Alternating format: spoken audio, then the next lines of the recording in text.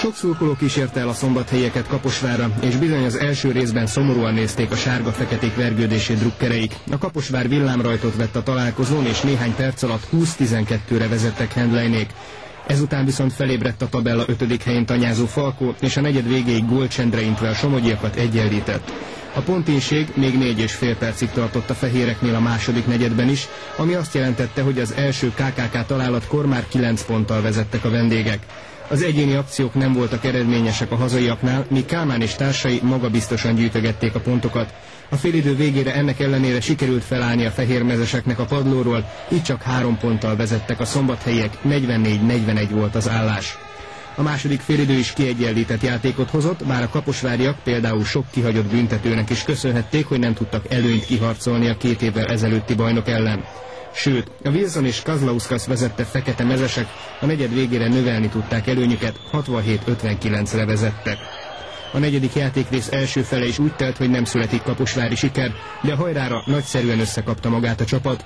Vojvoda és Handlein vezéregyéniség volt, és időnként Prezsan is irányítót játszott egy személyes csapat helyett.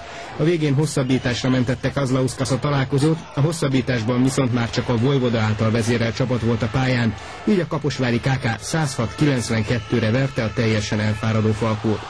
Nagyon-nagyon nehéz volt, tehát az elmúlt 5 mérkőzés mindegyik ilyen volt, utolsó negyedben 1-2 pont ide-oda, most sikerült felzárkóznunk, talán ez szerencsésebb volt, hogy az ellenfél vezetett az utolsó negyed előtt, illetve az utolsó negyedben is, mert így azt gondolom, hogy nem voltunk könnyelműek, és kontrolljátékot játszottunk többször is. Látszott, most is volt 1-2 olyan támadás, amikor egyénieskedtünk, az nem is sikerült.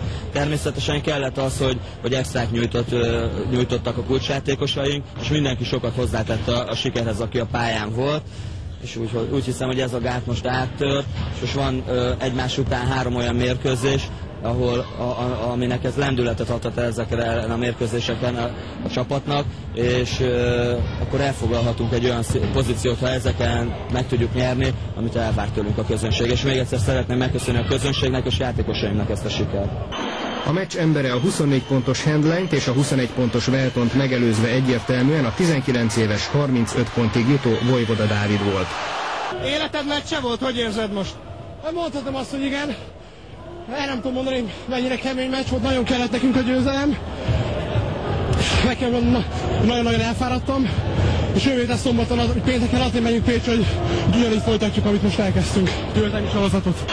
A másik csapat trénere, az első negyedtől kezdve a játékvezetéssel foglalkozó Déri Csaba nem tisztelte meg véleményével a Kapos Televízió nézőit. A kaposváriak 2, a szombathelyiek 4 győzelemmel állnak a 7. forduló után.